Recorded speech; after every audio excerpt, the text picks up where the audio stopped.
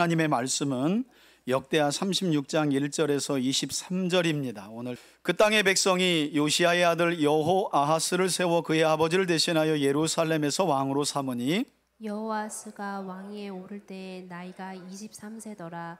그가 예루살렘에서 다스린 지 석 달에 애굽 왕이 예루살렘에서 그의 왕위를 폐하고 또 그 나라의 은 100달란트와 금 1달란트를 벌금으로 내게 하며 애굽 왕 느고가 또 그의 형제 엘리야김을 세워 유다와 예루살렘 왕으로 삼고 그의 이름을 기쳐 여호와김이라고 하고 그의 형제 여호아스를 애굽으로 잡아갔더라. 여호야김이 왕위에 오를 때 나이가 25세라 예루살렘에서 11년 동안 다스리며 그의 하나님 여호와 보시기에 악을 행하였더라. 바벨론 왕 느부갓네살이 올라와서 그를 치고 그를 쇠사슬로 결박하여 바벨론으로 잡아가고 느부갓네살이 또 여호와의 전 기구들을 바벨론으로 가져다가 바벨론에 있는 자기 신당에 두었더라. 여호와김의 남은 사적과 그가 행한 모든 가증한 일들과 그에게 발견된 악행이 이스라엘과 유다 열왕기에 기록되니라. 그의 아들 여호와긴이 대신하여 왕이 되니라. 9절입니다. 여호야긴이 왕위에 오를 때 나이가 8세라 예루살렘에서 석 달 열흘 동안 다스리며 여호와 보시기에 악을 행하였더라. 그의 느부갓네살 왕이 사람을 보내어 여호와긴을 바벨론으로 잡아가고 여호와의 전에 귀한 그릇들도 함께 가져가고 그의 숙부 시드기야를 세워 유다와 예루살렘 왕으로 삼았더라. 시드기야가 왕위에 오를 때 나이가 21세라 예루살렘에서 11년 동안 다스리며 그의 하나님 여호와 보시기에 악을 행하고 선지자 예레미야가 여호와의 말씀으로 일러도 그 앞에서 겸손하지 아니하였으며 또한 느부갓네살 왕이 그를 그의 하나님을 가리켜 맹세하게 하였으나 그가 왕을 배반하고 목을 곧게 하여 마음을 완악하게 하여 이스라엘의 하나님 여호와께로 돌아오지 아니하였고 모든 제사장들의 우두머리들과 백성도 크게 범죄하여 이방 모든 가증한 일을 따라서 여호와께서 예루살렘에 거룩하게 두신 그의 전을 더럽게 하였으며 그 조상들의 하나님 여호와께서 그의 백성과 그 거하시는 곳을 아끼사 부지런히 그의 사신들을 그 백성에게 보내어 이르셨으나 그의 백성이 하나님의 사신들을 비웃고 그의 말씀을 멸시하며 그의 선지자를 욕하여 여호와의 진노를 그의 백성에게 미치게 하여 회복할 수 없게 하였으므로 하나님이 갈대아 왕의 손에 그들을 다 넘기심에 그가 와서 그들의 성전에서 칼로 청년들을 죽이며 청년 남녀와 노인과 병약한 사람을 긍휼히 여기지 아니하였으며 또 하나님의 전에 대소 그릇들과 여호와의 전에 보물과 왕과 방백들의 보물을 다 바벨론으로 가져가고 또 하나님의 전을 불사르며 예루살렘 성벽을 헐며 그들의 모든 궁시를 불사르며 그들의 모든 귀한 그릇들을 부수고 칼에서 살아남은 자를 그가 바벨론으로 사로잡아가매 무리가 거기서 갈대아 왕과 그의 자손의 노예가 되어 바사국이 통치할 때까지 이르니라. 이에 토지가 황폐하여 땅이 안식년을 누림같이 안식하여 70년을 지냈으니 여호와께서 예레미야의 입으로 하신 말씀이 이루어졌더라. 바사의 고레스 왕 원년에 여호와께서 예레미야의 입으로 하신 말씀을 이루시려고 여호와께서 바사의 고레스 왕의 마음을 감동시키심에 그가 온 나라에 공포도 하고 조서도 내려 이르되 23절 마지막으로 함께 읽겠습니다. 바사왕 고레스가 이같이 말하노니 하늘의 신 여호와께서 세상 만국을 내게 주셨고 나에게 명령하여 유다 예루살렘의 성전을 건축하라 하셨나니 너희 중에 그의 백성된 자는 다 올라갈지어다. 너희 하나님 여호와께서 함께 하시기를 원하노라 하였더라. 아멘. 아멘. 할렐루야. 오늘도 기록된 하나님의 말씀을 따라 마음과 뜻과 힘을 다하여 하나님을 예배하는 우리 3대 가족들에게 하나님께서 우리의 필요를 아시고 크신 은혜를 내려주실 줄 믿습니다. 여러분, 드디어 오늘 우리는 포로로 끌려갔다가 귀환한 이스라엘 백성들을 대상으로 기록된 역대기의 마지막 장인 역대하 36장 앞에 와 있습니다. 여러분 1년 2개월 조금 넘는데 참 어쨌든 한 권의 상하로 되어 있지만 말씀을 우리가 좀 정말 긴 시간이라면 긴 시간 동안 들었던 것 같아요.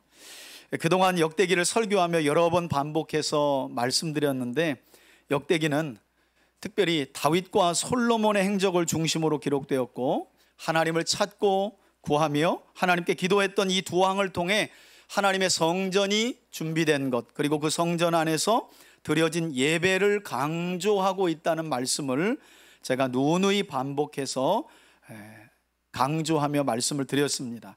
이와 같은 목적으로 65장에 걸쳐 기록된 역대기는 이제 오늘 말씀드린 것처럼 역대하 36장으로 최종 결론을 맺게 되는데, 불행하게도 오늘 본문은 남유다의 마지막 선한 왕이었던 요시야 왕이 죽은 후에 결국 남유다가 급격하게 몰락하게 되었고, 그리하여 대략 23년 만에 바벨론이라는 나라의 멸망을 자초하게 되었다고 말씀합니다. 자, 그럼 요시야 왕의 죽음 이후에 제가 말씀드렸죠, 솔로몬 왕 이후 나라가 분열된 다음에 역대기는 세 왕을 선한 왕으로 강조하는데, 여호사밧, 히스기야, 그리고 요시야 왕에 대한 행적을 이야기했다. 그리고 그 왕이 죽자 이제 한 23년여 만에 유다는 바벨론에 멸망을 하게 되었다는 것입니다. 이처럼 요시야 왕의 죽음 이후에 남유다의 말로는 어떠했는지, 그리고 오늘 말씀을 통해 하나님이 이 자리에 있는 우리에게 어떤 메시지를 주고 있는지 본문을 통해 함께 살펴보도록 하겠습니다. 1절입니다. 그 땅의 백성이 요시야의 여러분 셋째 아들입니다. 여호아하스는 선한 왕이었던 요시야의 셋째 아들이에요. 이 아들이 아들의 태어난 순서를 따라 왕이 된 게 아닙니다. 본래 요시야 왕의 첫째 아들은 요하난인데 아마도 어렸을 때에 죽은 것으로 보여요. 그래서 역사 속에서 요하난이라고 하는 요시야의 아들은 어떤 통치 행적에 대한 기록이 없습니다. 그래서 가장 먼저 말씀드린 것처럼 셋째 아들인 여호아하스가 먼저 왕으로 세워졌고, 그의 아버지를 대신하여 그가 예루살렘에서 왕이 됩니다. 2절을 보시겠습니까?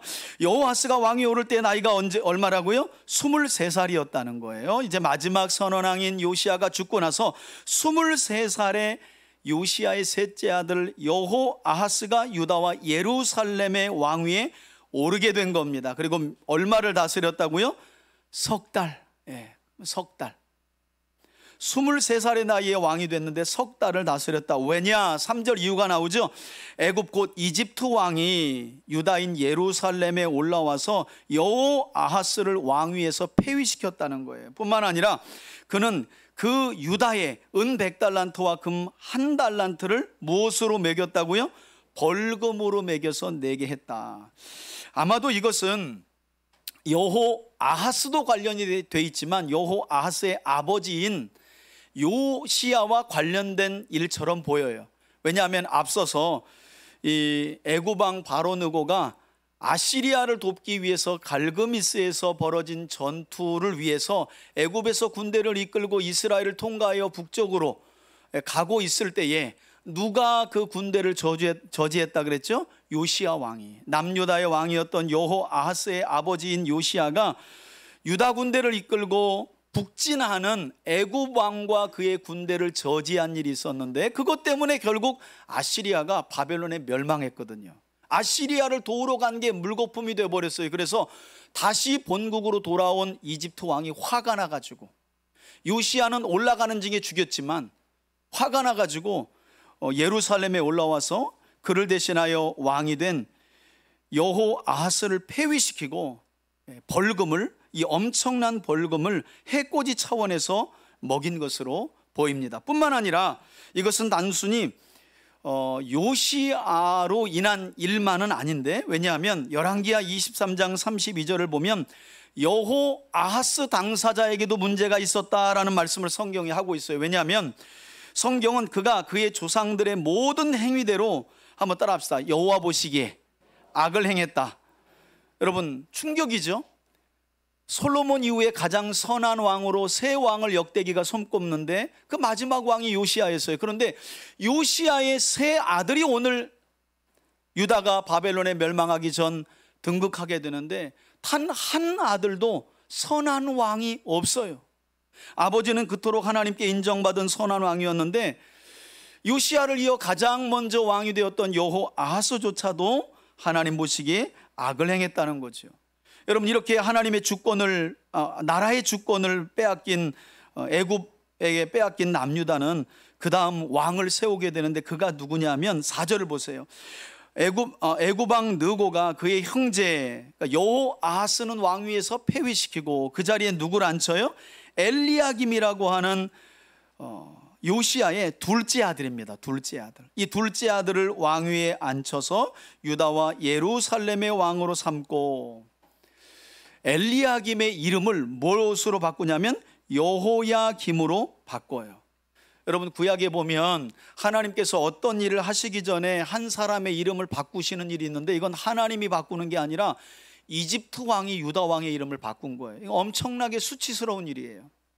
그런 일들이 여호와 보시기에 악을 행한 요시야의 아들 때에, 그리고 그 유다가 바벨론에 멸망하기 전 많이 일어났다는 사실을 성경이 우리에게 가르쳐주고 있습니다. 뿐만 아니라 그의 형제 왕위에서 폐위시킨 여호아하스는 왕에서 끄잡아 내려서 어디로 데려갔다는 거예요?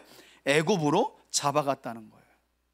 그러니까 여러분, 우리가 다니엘서 4장과 5장에 보면 하나님은 자기 뜻을 따라서 나라를 세우기도 하시고 폐하기도 하시고 왕을 세우기도 하고 폐하기도 하시는데, 물론 이것도 하나님의 섭리죠.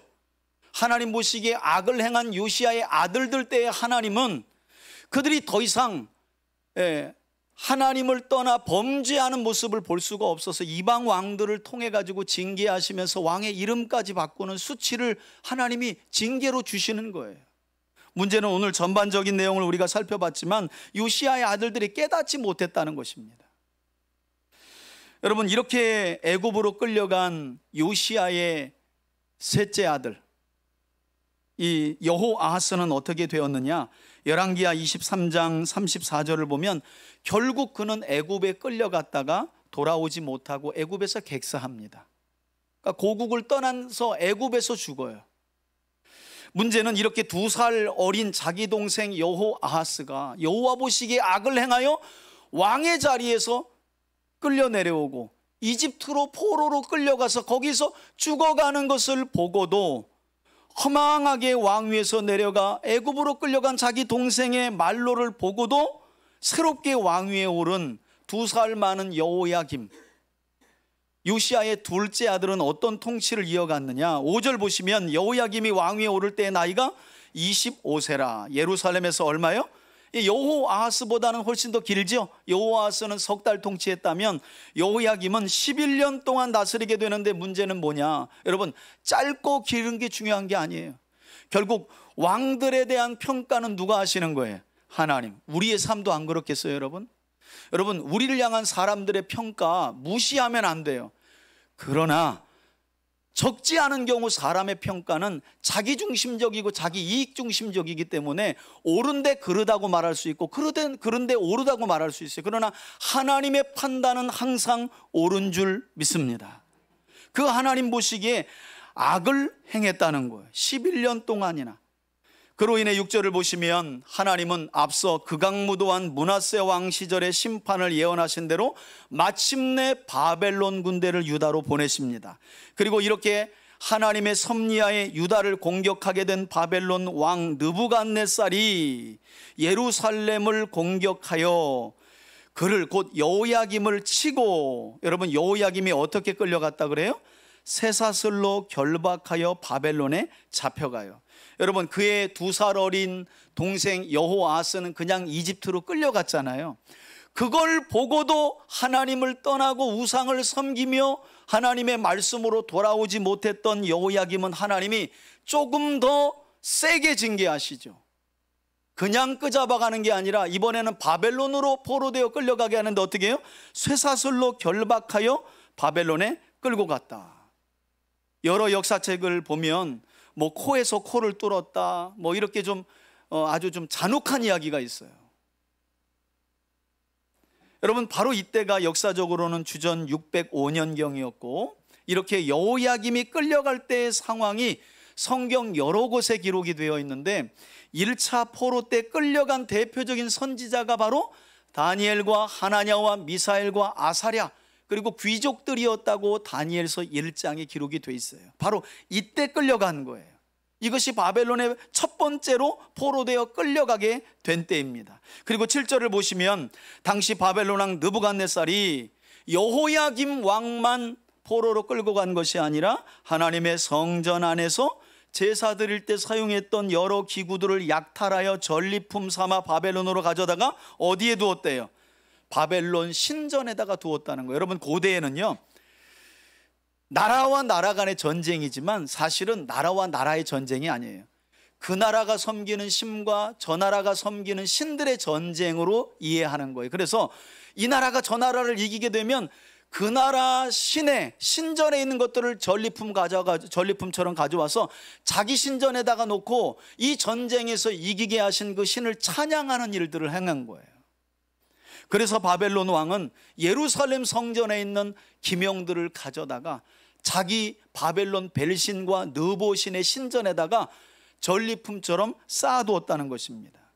여러분, 여기 기록된 역대기의 말씀만 보면 지금 바벨론 왕 느부갓네살이 유다를 예루살렘을 공격하고 성전에서 기명을 가져가고 여호야김을 끌고 간 그것이 그냥 역대기의 기록만 보면 바벨론의 군대가 강했기 때문에 벌어진 일이구나 라고 자연스럽게 생각할 수밖에 없는데 그렇지 않아요. 여러분, 성경은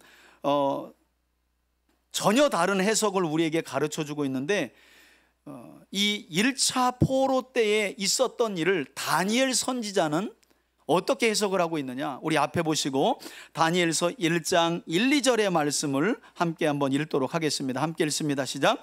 유다 왕 여호야김이 다스린 지 3년이 되는 해에 바벨론 왕 느부갓네살이 예루살렘에 이르러 성을 에워쌌더니, 여러분, 이게 바로 1차 공격 때 일입니다. 그 다음에 중요한 해석이 나오죠. 2절입니다. 시작. 주께서 유다 왕 여호야김과 하나님의 전 그릇 얼마를 그의 손에, 여기서 그는 느부갓네살 왕을 말해요. 그의 손에 어떻게 해요? 넘기심에 그가 그것을 가지고 신할 땅 자기 신들의 신전에 가져다가 그 신들의 보물 창고에 두었더라. 한마디로 바벨론의 유다 1차 공격은 군사적인 힘이 유다가 약했기 때문이 아니라 군사적인 요인으로 이와 같이 끔찍한 패배가 있었던 것이 아니라 하나님 보시기에 악을 행한 여호야김과 유다 백성들을 향한 하나님의 징계였다는 것이 다니엘 선지자를 통해 하나님이 우리에게 들려주시는 해석이라는 거예요. 여러분, 이렇게 요시야 왕의 둘째 아들이었던 여호야김마저 여호아하스는 이집트로, 여호야김은 바벨론으로, 그것도 쇠사슬로 결박되어 끌려가게 되었는데 8절을 한번 보시겠어요? 이렇게 하여 여호야김의 남은 사적과 그가 행한 모든 가증한 일, 우상 숭배를 말해요. 그리고 그에게 발견된 악행이 이스라엘과 유다 열왕기라는 역사책에 기록되었다. 이에 그의 아들인 누가요? 여호야긴. 이제는 요시야의 아들이 아니라 요시야의 손자입니다. 여호야김의 아들인 여호야긴이 대신하여 남유다의 19번째 왕이 돼요. 하지만 여호야긴 왕은 이렇게 작은 아버지였던 여호아하스가 여호와 보시기에 악을 행하다가 3개월 만에 이집트로 끌려가고, 자기 아버지 여호야김은 여호와 보시기에 악을 행하다가 바벨론에 또 공격을 받고 포로로 끌려간 것을, 11년 만에 끌려간 것을 보고도 영적인 불감증에 걸려서 어떤 통치를 이어가느냐. 9절 보시겠어요?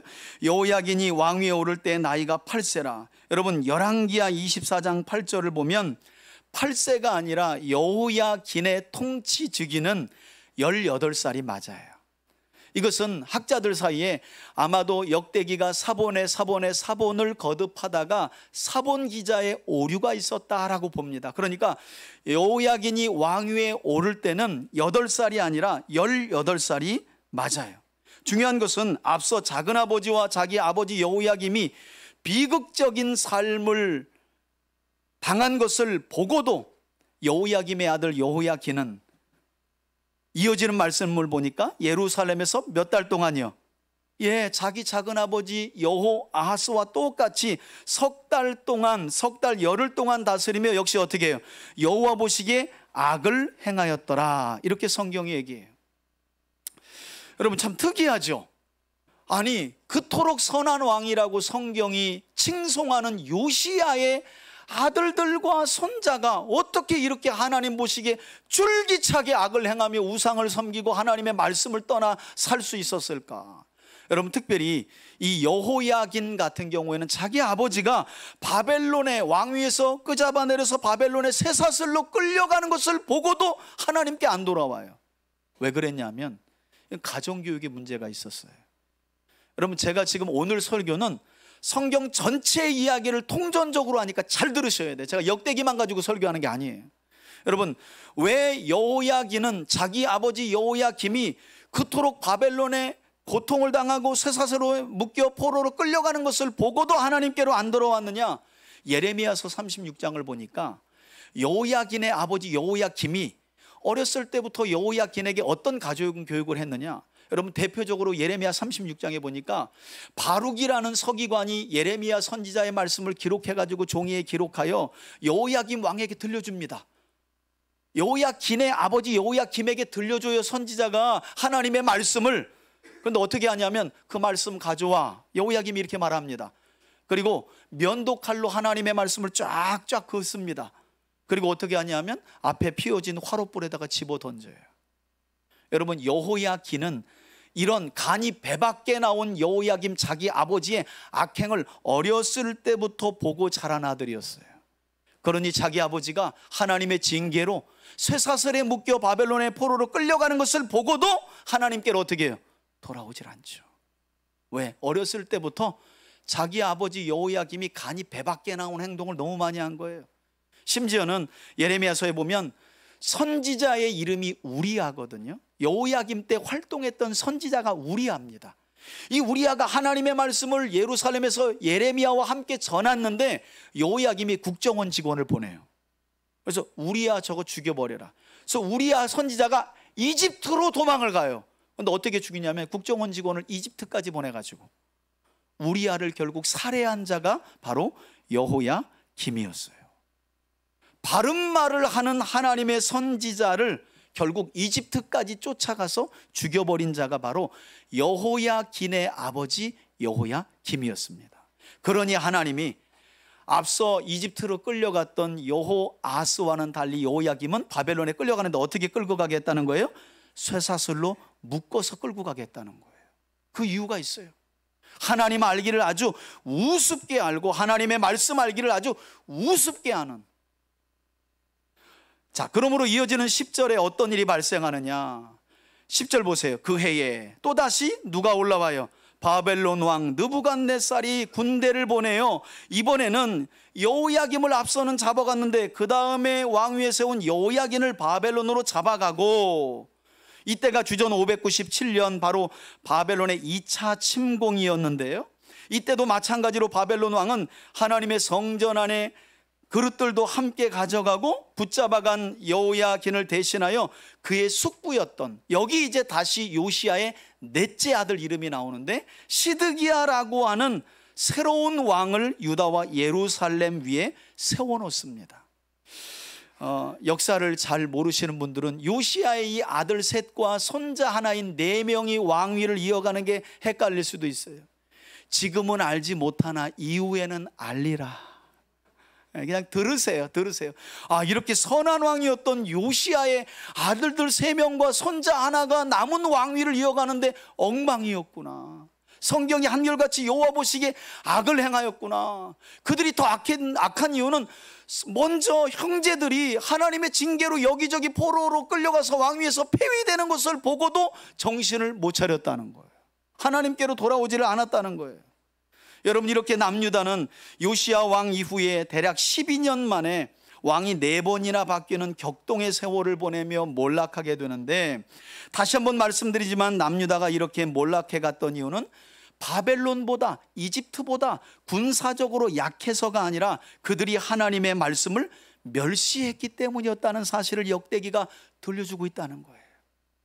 하지만 이어지는 말씀을 보면 이런 대격동의 상황을 지나고도 요시야 왕의 아들로 유다의 이제 마지막 왕입니다. 시드기야 하면 유다의 20번째 왕으로 이 사람 때 바벨론의 유다가 망하게 되는 거예요. 이 시드기야 왕 역시 정신 못 차리고 어떤 패역한 통치를 이어가느냐. 11절입니다. 시드기야가 왕위에 오릅니다. 그때가 일살입니다. 11년 동안 역시 여호야김처럼 똑같이 11년 동안 통치하게 되는데, 문제는 12절에 그의 하나님 여호와 보시기에 역시 뭐예요? 악을 행했다는 거예요. 또 우상 숭배에 빠지고 하나님의 말씀을 가까이 하지 않고 악을 행한 거죠. 그리고 성경은 이렇게 이야기합니다. 그의 아버지 요시아의 통치 13년부터 꾸준히 하나님의 말씀을 전해왔던 선지자가 있는데 그의 이름이 누구였다는 거예요? 예레미야. 여러분, 그래서 예레미야 하면, 예레미야서를 보면 그는 시드기야, 여호야김, 여호아하스의 아버지였던 요시야 통치 13년부터 유다에서 예레미야는 하나님의 말씀을 꾸준히 전했어요. 근데 요시야는 선지자의 말씀을 들었죠. 그래서 통치를 잘 해낸 거예요. 그런데 그 아들들은 예레미야의 예언을 듣지 않은 거예요. 하나님의 말씀을 멸시했다. 성경을 보시겠어요? 선지자 예레미야가 여호와의 말씀을 일러도 그 앞에서, 여기 중요한 단어가 나오는데 뭐 하지 않았다는 거예요? 마음을 겸비하지 아니하였다. 여러분, 요시야가 하나님의 심판을 보류당하는 큰 은혜를 입었는데 뭐 때문에 그렇습니까? 그가 성전을 수리하는 중에 발견된 모세의 율법책을 듣고 그가 최초로 보인 반응이 뭐였다 그래요? 옷을 찢었죠. 하나님 앞에 자신과 유다 백성들의 죄악을 애통해하며 회개한 모습을 보고 하나님께서 요시야야, 내가 유다를 바벨론에 넘겼는데 네 때에는 네가 그 끔찍한 재앙을 보지 않게 하시겠다. 하나님의 말씀을 듣고 애통해했던 요시야에게 하나님이 베풀어 주신 은혜였어요. 그런데 오늘 누누이 말씀드리지만 이런 요시야 왕의 마음과는 전혀 다른, 이 아들들은 하나같이 겸비했던 그의 아버지 요시야와는 달리 오히려 영적인 불감증에 걸려가지고 거의 양심의 화인을 맞은 자들처럼 행동했다는 거예요. 더욱이나 13절을 보면 유다의 마지막 이제 왕이 된 시드기야 왕은 그를 남유다 왕위에 올려주었던 바벨론 왕에게까지 반기를 들고 배반했다고 말씀하는데 13절 보시겠어요? 또한 느부갓네살 왕이 그를 그의 하나님을 가리켜 맹세하게 하였으나 그가 바벨론 왕을 배반하고 목을 곧게 하여, 여러분 성경을 보면 예레미야 선지자가 이런 말을 하거든요. 유다와 유다 왕들의 죄악 때문에 하나님이 바벨론 군대를 보내는데 바벨론 왕은 하나님의 심판의 대리자이니까 바벨론 군대가 올 때 대항하면 죽는다고 말해요. 그런데 유다 왕들과 유다 백성들이 그렇게 판단을 하지가 않아요. 이것은 그냥 적국의 침공으로만 이해하고 끝까지 대결하다가 결국 멸망당하고 만다니까요. 하나님의 말씀에 귀를 기울이질 않아요. 그 이야기를 지금 13절에서 하고 있는 건데, 시드기야 역시 목을 곧게 하여 마음을 완악하게 하고, 이렇게 바벨론 왕이 지금 세 번째 유다를 침공하려 하는데에도 하나님께 돌아오지 않았다는 거예요. 그래서 14절을 보시면 이런 악한 시드기야 왕의 통치로 인해서 제사장들과 그들의 우두머리들 백성들도 아예 그냥 왕을 본받아 가지고 크게 하나님 앞에 범죄를 하고 이방 모든 가증한 우상 숭배의 일을 따라서 여호와께서 예루살렘에 거룩하게 두신 성전을 어떻게 해요? 더럽혔다. 성전을 더럽혔다는 건 뭐죠? 성전에다가 우상을 또 세워놨다는 말이에요. 하나님의 몸된 교회 안에다가 여기저기 우상을 세워놨다는 거예요. 마치 아하스와 므낫세 왕처럼. 심지어 당시 바벨론의 포로로 끌려갔던 에스겔 선지자는 바벨론 현지에서 하나님의 성령에 이끌려 시드기야 왕 당시 예루살렘 성전에서 벌어졌던 일들을 환상 중에 목격하고 에스겔서 8장에 이런 일들이, 여러분 보세요. 지금 여호아하스가 여호와 보시기에 악을 행하다가 이집트로 끌려갔어요. 이제 그의 형인 여호야김이 왕위에 올랐다가 여호와 보시기에 악을 행하여 바벨론으로 끌려갔어요. 그의 아들 여호야긴이 왕위에 올라갔는데 또 여호와 보시기에 악을 행하여 바벨론으로 또 끌려갔어요. 그리고 마지막으로 세워진 왕이 요시야의 넷째 아들 시드기야였어요. 그런데 역시 그도 정신을 차리지 못하고 마음을 완악하게 하여 하나님께로 돌아오지 않았다는 거예요. 여러분, 돌아오지 않은 정도가 아니라 바로 이 시드기야가 유다의 마지막 왕으로 통치하고 있을 때 이미 1차, 2차 바벨론의 침공으로 인해 포로로 끌려간 자들에게 하나님의 말씀을 전했던 선지자가 에스겔인데, 그가 환상 중에 시드기야가 다스리고 있는 예루살렘과 유다의 상황을 하나님의 환상 중에 가가지고 그 상황을 보는데, 어떤 끔찍한 상황이, 멸망이 코앞에 있는데도 그들이, 시드기야와 유다 백성들이 뭐 하고 있었느냐, 그 장면을 이제 보여드릴 건데, 자, 우리 앞에 보시고 에스겔서 8장 10절에서 12절 우리 천천히 한번 읽어봅시다. 시작.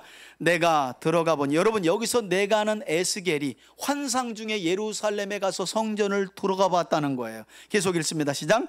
각양 곤충과 가증한 짐승과 이스라엘 족속의 모든 우상을 성전의 사방 벽에 그렸고, 11절이요, 이스라엘 족속 장로 중 70명이 그 앞에 섰으며, 여러분 이스라엘 족속의 장로 70명이면 왕 아래 최고 지도자들이에요.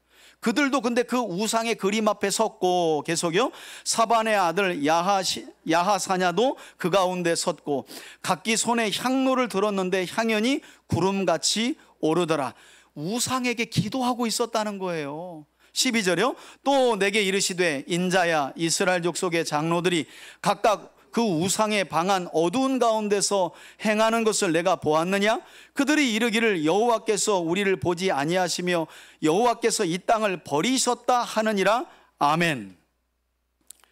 지금 하나님의 마지막 징계인 바벨론의 3차 침공을 앞두고 있는 상황 중에도 요시야의 넷째 아들은 왕위에 올라서 정신을 못 차리고 그 신하들과 함께 각종 우상들이 바글바글한 예루살렘에서 우상을 향해 기도하며 제사하고 있었다는 거예요. 갈피를 잡지 못하고. 그런 모습을 하나님이 에스겔 선지자에게 환상을 통해 보여주신 겁니다. 그러면서 뭐라 그랬대요? 하나님이 우리를 버렸다. 회개할 생각은 하지 않고 하나님이 우리를 버렸어. 이런 말을 하고 있었다는 거예요. 더욱 충격적인 사실은 에스겔 선지자가 우상과 우상 숭배로 가득한 이 성전을 환상으로 보았을 때가 언제였냐면, 여러분 유다가 바벨론의 2차 침공을 받고 있을 때였다는 거예요. 이미 2번이나 바벨론의 침공을 받고도 시드기야는 정신을 못 차리고 있었다는 거예요. 제가 가끔 그런 말씀 드리잖아요. 매를 맞는다고 회개의 자리에 이르는 건 아니에요. 여러분 어려움 당한다고 느슨했던 신앙생활을 다시 조이는 분들은 그 어려움 때문에, 물론 어려움이 계기가 되지만 여러분 궁극적으로는 하나님이 주신 믿음의 은혜인 줄 믿습니다.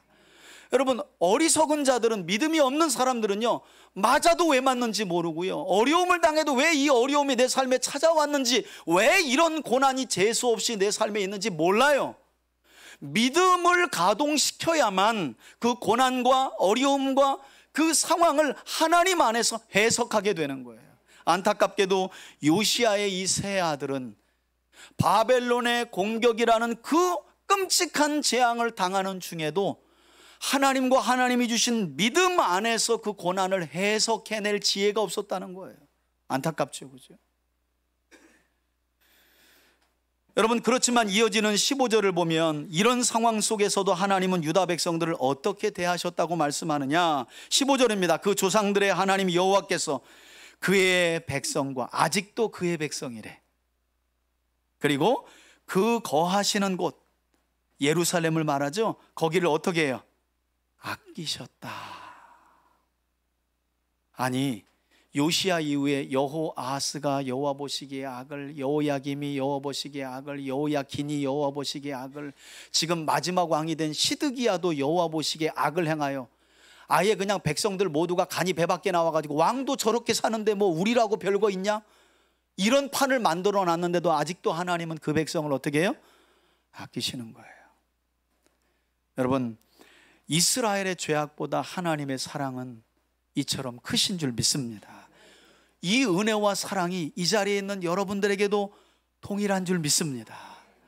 하나님의 사랑보다 우리의 죄악이 컸다면 이 자리에 앉아 있을 사람 아무도 없어요. 언제나 우리의 범죄보다, 우리의 죄악보다 하나님의 자비와 긍휼과 사랑과 아끼심과 불쌍히 여기심이 더 큰 줄 믿습니다. 그래서 성경이 그렇게 말해요. 그들을 아끼사 부지런히 그의 사신들을 그 백성에게 보내어 이르셨다. 그때까지도 여러분, 그래서 시드기야 때의 예레미야서를 보면요, 예레미야가요 어느 한 날은 주먹으로 맞아가지고 눈이 그냥 밤탱이가 돼가지고 난 이제 내일부터 전도 안 나간다고 막 땡깡을 부려요.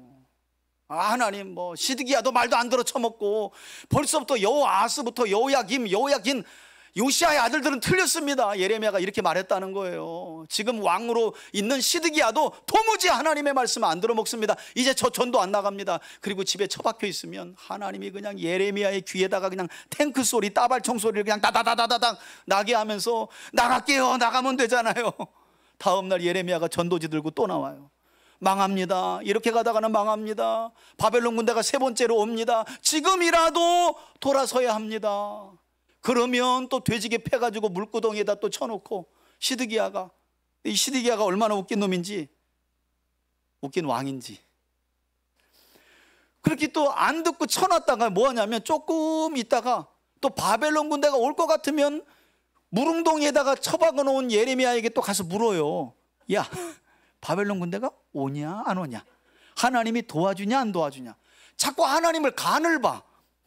여러분, 우리 신앙생활 하시는 분들 중에도 자꾸 하나님을 간을 보시는 분들이 있어. 그러시면 안 돼요. 약속한 말씀을 믿었으면 될 일이었어. 그런데 믿지도 않고 그러지도 않고, 왜냐하면 그 시대에도 거짓 선자가 얼마나 많았는지요. 그래서 예레미야가 여러분 시드기야 왕 때 정말, 오늘 가시면 오후 때 유튜브에 가셔서 예레미야 영화 이렇게 치시면 예레미야 영화가 나와요. 거기에 시드기야 왕의 말로가 나오는데, 이 시드기야 왕이 시계추입니다. 시계추. 거짓 선자가 말하면 이리로 갔다가 또 찜찜하니까 예레미야에게 신하들을 보내서 야, 바벨론 군대 온다고 하는지 물어봐라. 또 물어보고 온다 그러잖아요. 야, 그 새끼 그거 돼지개 파버려. 또 이렇게 말해요. 완전히 이러지도 않고 저러지도 않고. 이랬던 왕이 바로 시드기야와 그 당시 유다 백성들이었어요. 하나님이 이렇게 사신들을 보내도 안 들었다는 거예요. 16절 보세요. 그의 백성이 하나님의 사신 들고 선지자들을 말하죠. 선지자들을 어떻게 해요? 비웃고. 여러분, 선지자를 비웃었다는 건 선지자를 보낸 누구를? 하나님을. 그리고 그분의 말씀을 어떻게 해요?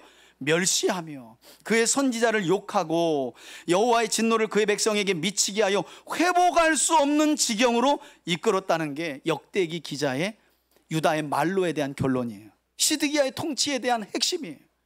여러분, 흥미로운 건 이처럼 유다가 왜 망했는지를 역대기가 설명하고 있는데, 열왕기하 17장으로 가보면 북이스라엘이 왜 망했는지에 대한 결말이 거기 본문에 나와 있는데, 이 본문과 똑같아요. 여호와께서 일찍이 북이스라엘 땅에 자기 종들을 아침부터 저녁까지 부지런히 보냈지만 북이스라엘 왕 19명 중에 단 한 왕도 하나님의 말씀에 귀를 기울여서 그 완악함을 내려놓고 겸비하고 하나님께로 돌아온 왕이 없었다고 말해요. 그래서 하나님이 아수르라는 나라의 주전 721년에 북이스라엘을 넘겨버리셨어요. 그 이유가 똑같아요. 자, 그리하여 결국 17절 보세요. 시드기야도 망하게 되죠. 아까 우리가 다니엘서 1장에서 바벨론의 1차 침공은 군사력 때문이 아니라 뭐라 그래요? 주께서 넘기셨다. 여호야김과 유다 백성과 하나님의 성전 기구들을, 그들의 죄악 때문에. 시드기야도 마찬가지입니다. 하나님이 갈대아 왕의 손에 그들을 다 어떻게 해요? 넘기심에. 여러분, 우주는 하나님 손 안에 있는 거예요. 온 나라와 모든 사람들은 하나님의 주권 안에 있는 겁니다. 하나님이 넘기시면 가는 거예요. 하나님이 넘기셨더라도 데려오면 돌아오는 겁니다. 그래서 17절 보면 그들을 다 넘기셨다. 이때가 바로 바벨론의 3차 침공인 586년경이었는데, 그러면서 하는 말이, 그때 그가 와서, 느부갓네살 왕이 온 거죠. 그들의 성전에서 칼로 청년들을 죽이고 청년 남녀와 노인과 병약한 사람들을 이번에는 어떻게 해요? 긍휼히 여기지 않았다는 거예요. 보세요 여러분, 1차 침공이 여호야김 때 있었어요. 주전 605년에. 그리고 2차 침공이 여호야긴 때 597년에 있었어요. 그리고 이제 시드기야 때예요. 그래도 정신을 못 차려요. 그러니까 3차 바벨론 왕이 군대를 이끌고 올 때는 아주 잔혹하게 유다 백성들을 죽여버리는 거예요. 어린아이들도. 여러분, 이 내용이 어디에 나와 있냐면 눈물의 선지자가 예레미야 애가에 기록해 놨어요. 바벨론 군대가 3차 침공하고 나자 유다와 예루살렘과 성전 안에 어떤 모습이었는지 기록하고 있는데, 성전 입구에는 제사장들과 선지자들, 거짓 선지자들의 시체가 쌓여 있고, 집집마다 강간당하고 융간당하고 살해당한 시신들이 가득해요. 그리고 예루살렘 골목에는 피가 흥건히 흘러갑니다. 그런 끔찍한 일이 바로 하나님의 말씀을 멸시하고 주의 선지자들을 비웃었던 마지막 왕인 시드기야와 그 당시 유다 백성들의 죄악으로 인해 일어나고 말았다는 거예요. 뿐만 아니라 바벨론 왕은 18절 보시겠어요? 하나님의 성전의 대소 크고 작은 그릇들과 보물들과 왕과 방백들의 보물들을 싹 다 가지고 어디로 옮겼대요? 바벨론에. 여러분 기억나시나요? 열왕기하 20장 17절을 보면 히스기야 왕이 죽을 병에 걸렸다가 하나님께 기도하고 15년을 더 살게 되잖아요. 근데 이렇게 다시 살게 되었을 때 히스기야의 마음이 어떻게 해요? 교만해져 가지고 바벨론으로부터 온 사신과 왕자에게 보여주어서는 안 되는 유다의 보물과 중요한 것들을 보여주어요. 그때 이사야 선지자가 뛰어가서 얘기하죠. 히스기야 왕이 지금 뭘 보여준 겁니까? 스파이들에게. 당신 지금 교만해진 거예요. 당신이 보여준 이 모든 보물들 당신의 후손 때의 때가 되면 바벨론에 싹 다 옮겨지게 될 거예요. 그리고 당신의 후손들 중에 일부는 느부갓네살 왕의 내시가 될 거예요.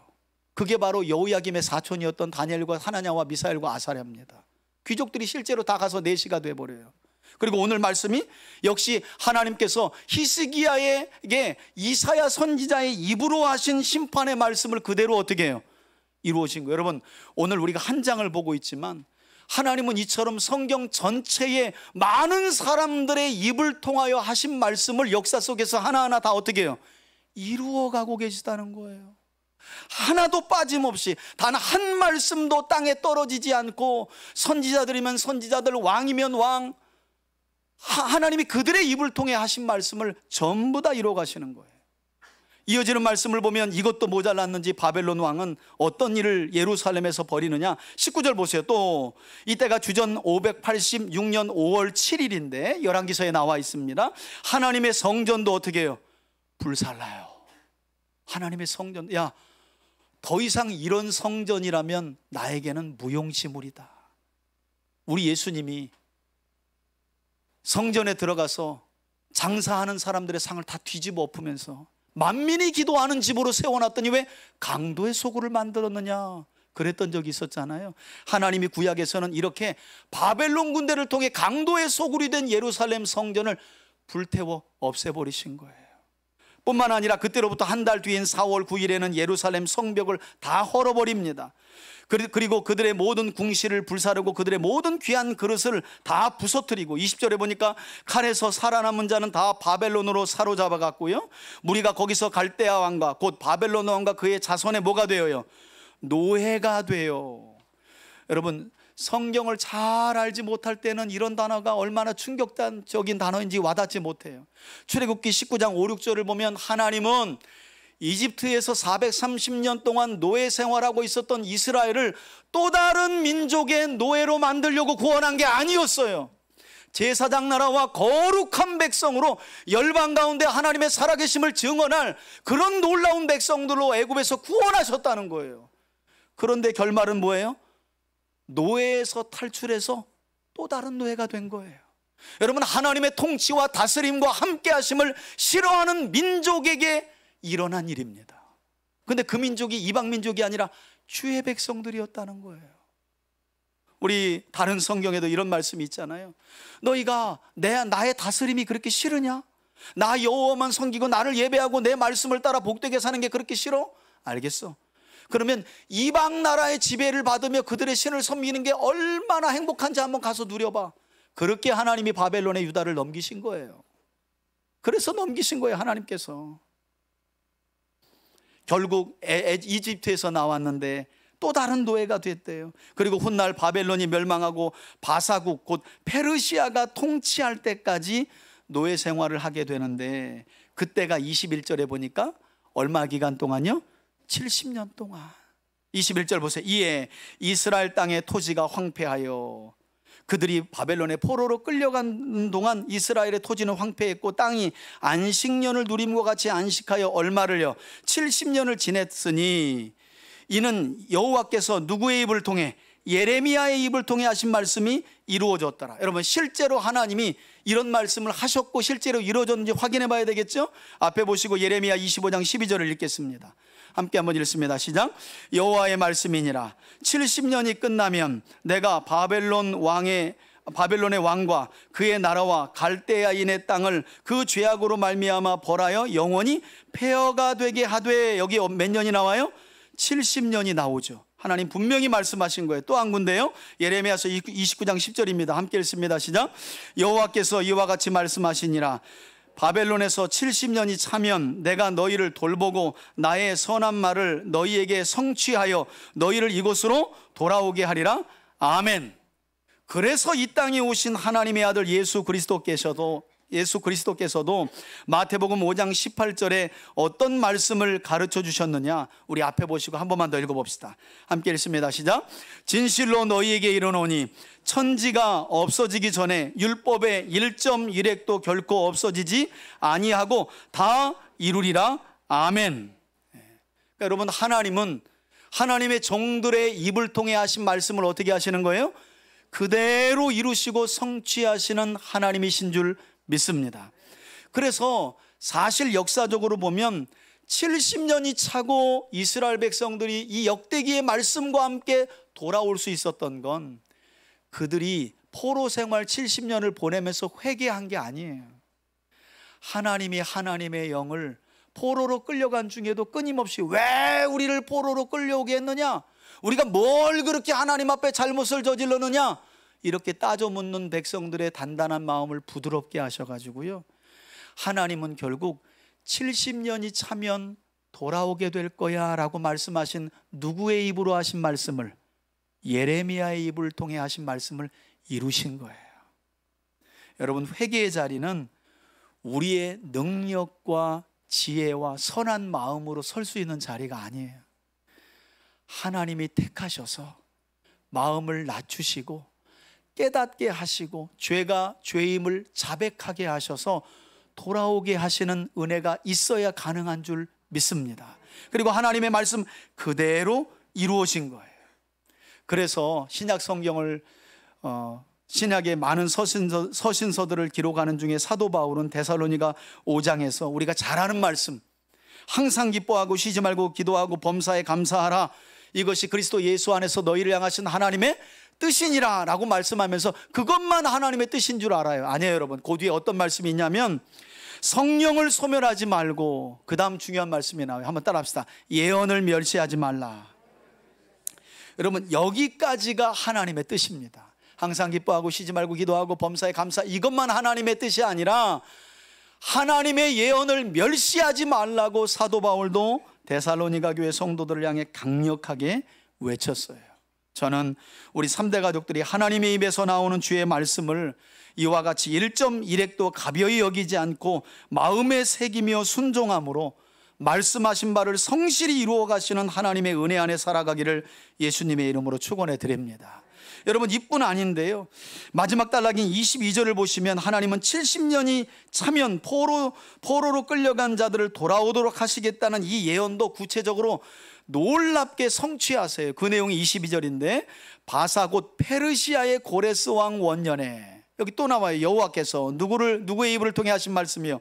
예레미야의 입으로 하신 말씀을 이루시려고 이번에는 여호와께서 이방 나라의 왕인 페르시아의 고레스 왕의 마음을 어떻게 해요? 감동시키사. 유다 백성들이 끌려간 지 70년 만에 그가 온 나라에 공포하고 조소도 내려 뭐라고 명령을 내렸느냐? 23절입니다. 페르시아 왕 고레스가 하나님의 감동을 받아 온 백성에게 바벨론을 무너뜨리고 명실상부 제국을 만들어서 백성들에게 명령을 내린 거예요. 뭐라고요? 하늘의 신 여호와께서 세상 만국을 내게 주셨고 나에게 명령하여 유다 예루살렘의 성전을 건축하라고 하는 감동을 주셨으니, 여러분, 이거 지금 선지자가 하는 말이 아닙니다.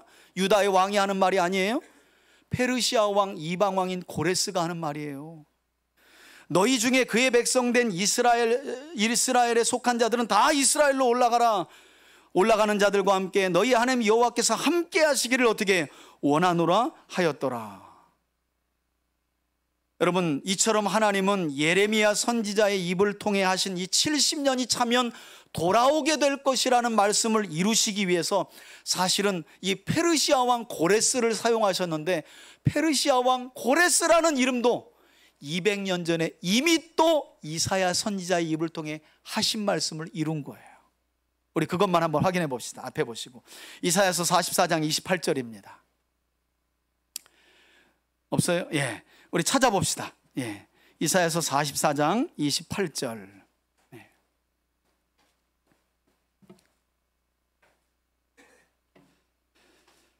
이사야서 44장 28절입니다. 찾으셨으면 천천히 함께 한번 읽겠습니다. 시작.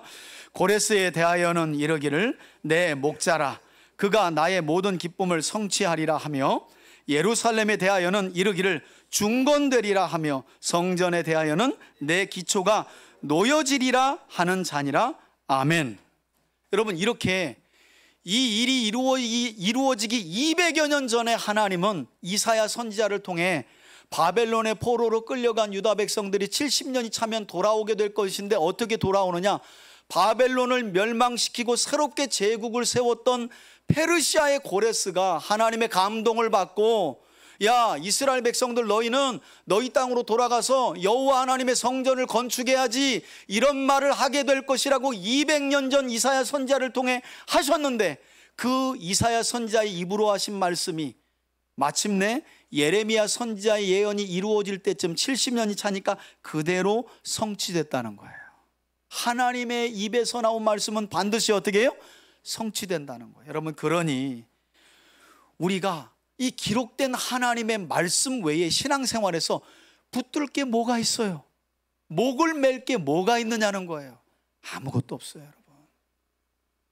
여러분, 신앙생활 길면 한 5, 60년, 그죠? 제대로 하는 게. 여러분, 그 기간 동안, 아니 지금 여러분들은 신앙생활하면서 뭘 붙들고 있으세요? 여러분, 정신 바짝 차리셔야 됩니다. 기록된 하나님의 말씀만, 입으로 나온 하나님의 말씀만 하나님은 지금 이 시간도 여전히 이루어 가시며 역사 속에서 성취하고 계세요. 하나님 입에서 나오는 말씀을 멸시하고 비웃었던 요시아의 아들들은 전부 여호와 앞에 악을 행하다가 이리 끌려가고 저리 끌려가고 여기서 망하고 저기서 망했어요. 역대기는 그렇게 망하고 포로로 끌려갔다가 돌아온 백성에게 마지막 단락에서 이야기를 다시 한번 해주고 있는 거예요. 그런데 그들이 잊지 말아야 될 게 뭐라고요? 너희들이 다시 70년 만에 이스라엘 땅으로 돌아오게 된 것도 누구의 입에서 나온 말씀의 성취라는 거예요? 하나님의 입에서 나오는 말씀의 성취였다는 것을 기억하라는 거예요. 그러니 제발 돌아와서 뭘 붙들고 신앙생활하라는 거예요? 하나님의 말씀. 여러분, 이거 한 번만 더 생각해 보세요. 과거 이스라엘 백성들이 애굽에서 나와 가나안 땅으로 가는 민수기 안에 기록된 광야의 여정을 보면 신명기 8장에 하나님께서 민수기 40년 광야의 여정을 왜 이스라엘에게 빙빙 돌려가며 허락하셨대요? 이는 너희가 떡으로만 사는 것이 아니라 하나님의 입에서 나오는 모든 말씀으로 산다는 것을 깨닫고 그 훈련을 하게 하기 위해서 하나님이 광야 40년 동안 훈련시켰다는 거예요. 그게 광야 40년 훈련의 목적이었어요. 여러분, 바벨론 70년의 목적도 뭘까요? 하나님이 이스라엘을 시험하사 그들의 마음을 낮추시고 여호와의 말씀을 따라 사는지 그렇지 않은지를 시험하시는 기간이 70년이었어요. 그렇게 하고 돌아온 백성들에게 역대기 기자가 이 말씀을 들려주는 거예요.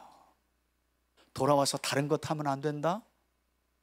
이스라엘 나라의 재건과 하나님을 향한 신앙 회복은 기록된 하나님의 말씀하신 바를 반드시 이루어 가시는 그 하나님과 하나님의 말씀만을 붙들어야 이스라엘도 회복되고 신앙도 회복되고 하나님 앞에서의 온전한 예배도 회복된다는 사실을 역대기 기자가 원독자인 포로 귀한 자들과 이 자리에 있는 저와 여러분들에게 또 한 번 들려주고 있다는 거예요. 저는 그런 점에서 역대기가 이처럼 늘 하나님과 하나님의 말씀을 멸시하지 말고 우리가 우리의 마음을 겸비하고 또 하나님을 찾고 구하며 하나님께 묻는 삶을 살아가라고 외치고 있다는 사실을 우리 성도들 모두가 마음에 잘 새길 수 있기를 바라고요. 이 역대기의 분명한 외침을 우리 3대 가족들이 마음에 깊이 새기고 앞으로도 남은 삶 동안 입으로 하신 말씀을 신실하게 이루어 가시는 전능하신 하나님과 하나님의 말씀만 따르는, 그래서 그 안에서 하나님이 주시는 회복과 크고 놀라운 구원의 은혜 안에 복되고 거룩하며 형통한 삶을 살아가는 우리 3대 가족들이 되시길 주의 이름으로 축원합니다. 이제는 우리 주 예수 그리스도의 은혜와 하나님 아버지의 사랑과 성령의 교통하심이 포로에서 돌아온 백성들에게 다시 한번 역대기의 말씀을 들려주며 입으로 하신 말씀을 그대로 역사 가운데 성취하시는 여호와 하나님과 그분의 말씀만 바라보라고 외치는 이 역대기의 말씀을 온 가슴에 새기며 새로운 한 주도 약속의 말씀만을 붙들고 살아가기를 결단하는 우리 사랑하는 교우들 머리 위에, 그리고 한 주간 진행될 라오스에서의 선교 사역 위에, 저들의 가정과 기업 위에 이제로부터 영원토록 함께 계실지어다. 아멘.